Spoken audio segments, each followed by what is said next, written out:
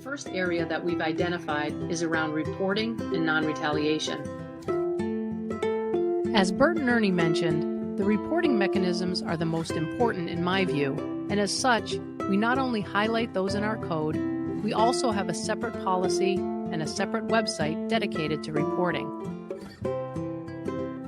We have a policy called Whistleblower Policy, Reporting, Protections, and Non-Retaliation. Through this policy, we have established multiple mechanisms for reporting under your compliance program.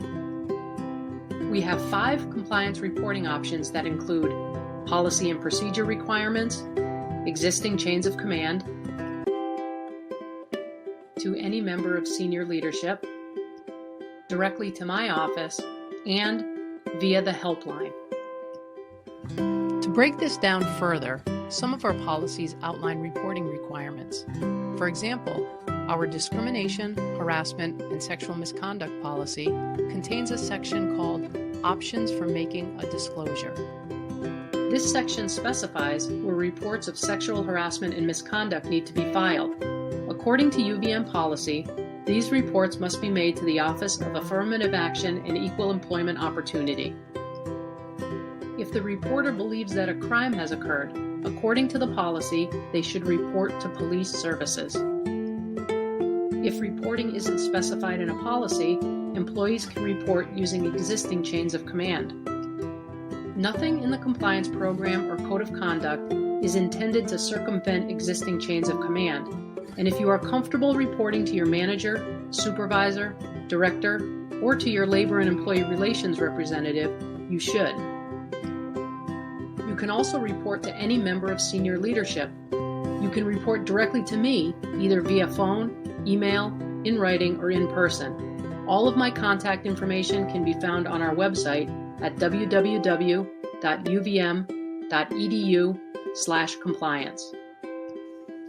And lastly, if none of these mechanisms work for your situation, you can always report using the Compliance and Ethics Helpline, better known as the Helpline. If you are ever not sure whether it's a compliance matter or not, contact my office. I may not be the one to handle it, but if it's not compliance related, I can point you in the right direction. The most important thing is that you do not keep it to yourself. Let someone know. If it's enough to make you wonder if it's a problem, it's worth reporting. So the bottom line to all of this talk is we all play a role in walking the walk. When you're faced with a problem, a dilemma of sorts, look to your code, speak up, file reports. We'll fix it together, it'll be a good catch. Instead of stomping out a fire, we can blow out a match. The helpline is available to all employees at all times. It provides you with a way to make an anonymous report. It is available 24 hours a day, 7 days a week, 365 days a year, and to maintain the highest level of confidentiality, it is operated by a third party. You can find more information on the helpline, including the phone number and reporting website, at www.uvm.edu/compliance/compliance-reporting. The helpline provides all employees with a way to report suspected wrongdoing anonymously. There are some important things to note, however, if you do report anonymously. First, it is important that you check back in, that you follow up. In order for my office to do a thorough investigation, we may have questions, and the only way we can communicate with an anonymous reporter is through the helpline. Without contact information, we are unable to reach out directly to you. You have to be proactive and check back in. Don't think of it as done once you've submitted the report. With limited information, our investigation may be hindered. You did the right thing by making the report, even if it was difficult for you to do. Just keep it up. So remember, if you do file anonymously, check back in periodically.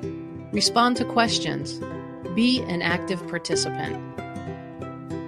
If you need more information on the reporting mechanisms or how to use the helpline, visit the compliance reporting website at www.uvm.edu/compliance www.uvm.edu/compliance-reporting. You should have received a copy of the helpline brochure also. If not, a link to the brochure can be found at that same reporting website. Let's talk about retaliation. Through many policies, UVM prohibits retaliation for anyone who files a good faith report. A good faith report is one that you believe to be true, regardless of what the outcome of the investigation is.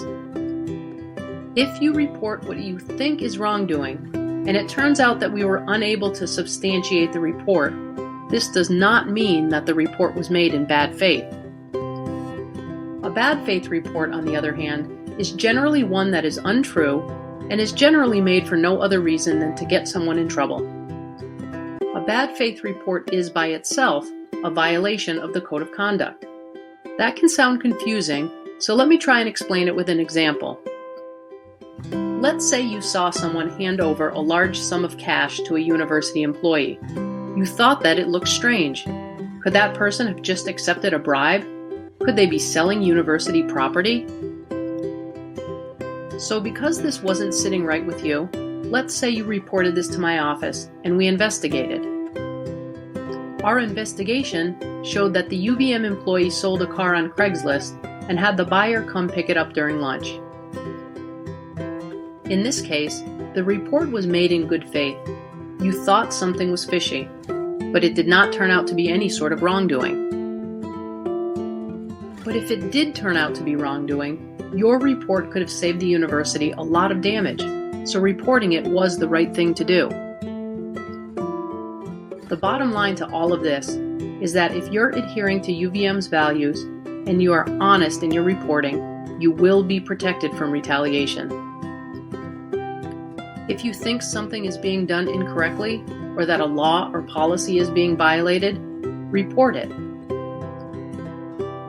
Use any of those mechanisms we discussed earlier, whichever you are most comfortable using, but tell someone.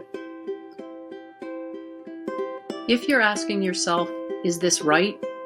Am I okay with this? Or I'm not sure what to do, look to your code and report it.